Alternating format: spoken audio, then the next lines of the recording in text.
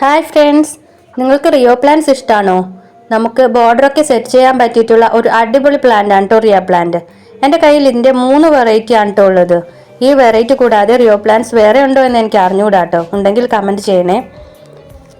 Rio plants ഇത്രയ്ക്ക് ബുഷിയായിട്ട് വരാനായിട്ട് ഞാൻ നടുന്നത് എങ്ങനെയാണെന്ന് നോക്കാം കേട്ടോ.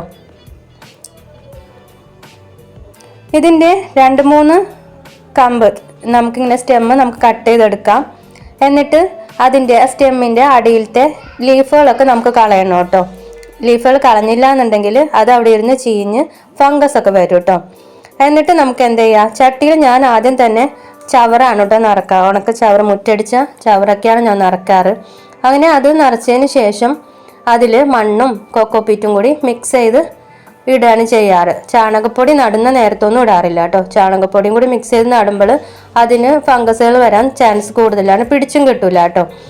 ഇത് ഇട്ടതിന് ശേഷം നമ്മൾ ചെടി അതിലേക്ക് നട്ട് കൊടുത്ത് വേരൊക്കെ പിടിച്ചതിന് ശേഷം മാത്രം ചാണകപ്പൊടി യൂസ് ചെയ്താൽ മതി കേട്ടോ.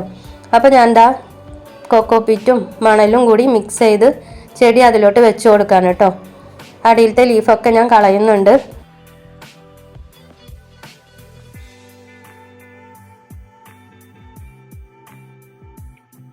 അപ്പോൾ ഇങ്ങനെ നട്ട് കഴിയുമ്പോൾ പെട്ടെന്ന് തന്നെ ഷൂട്ടൊക്കെ വരും കേട്ടോ.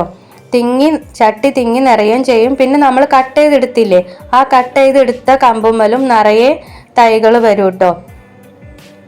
പെട്ടെന്ന് തന്നെ നിറയുന്ന നല്ല ഭംഗിയായിട്ട് നിൽക്കുന്ന പ്ലാന്റ്സ് ആണ് കേട്ടോ റിയോ പ്ലാന്റ്സ്. ഇതാ ഞാനിതുപോലെ കുറേ ചട്ടികളിൽ നട്ട് വെച്ചിട്ടുണ്ട് കേട്ടോ. കുറച്ച് ദിവസം കൊണ്ട് തന്നെ ഇതിന് ഷൂട്ടൊക്കെ വരും കേട്ടോ. ഇതായത് കണ്ടില്ലേ, ഈ 3 കളറാണ് എൻ്റെ കയ്യിലുള്ളത്.